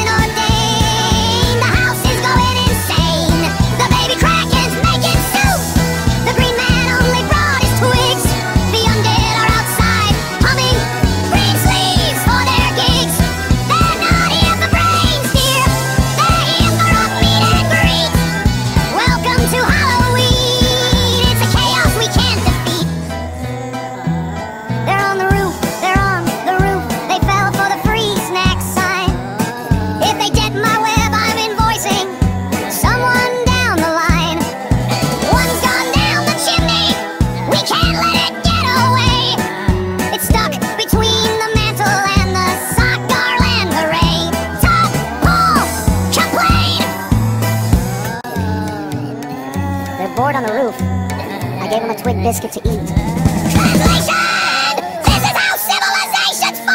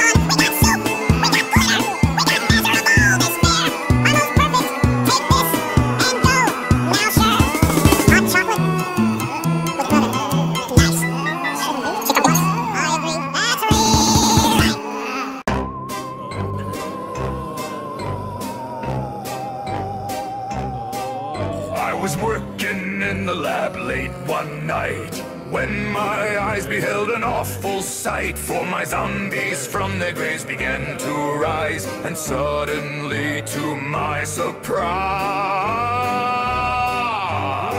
they did the cast. They did the zombie cast. Zombie cast. It was a graveyard blast. They did the cast. It caught on in a flash. They did the cast. They did the zombie cast. From my cemetery just down the street to the chapel where the corpses meet, the ghouls all came from their humble tombs to film their show beneath the moon. They did the cast. They did the zombie cast. The zombie cast. It was a graveyard blast. They did the cast. It caught on in a flash. They did the cast. They did the zombie cast. The zombies were having fun. The taping had just begun. The guests included Shakespeare, George Washington, and his beard. Einstein was raving, hair a frightful cloud, while Barney, not a zombie, drew the crowd. John Smith, 1882, took the stage, while Billy the Kid unholstered in rage. Zombie cast. The zombie cast. It was a graveyard blast. They did the cast. It caught on in a flash. They did the cast. They did the zombie cast. Frank and Jesse James came in on cue with the Sundance Kid and Kaiser too. Rod and Todd screamed we would not like this too, while Helen Lovejoy yelled, won't somebody think this through?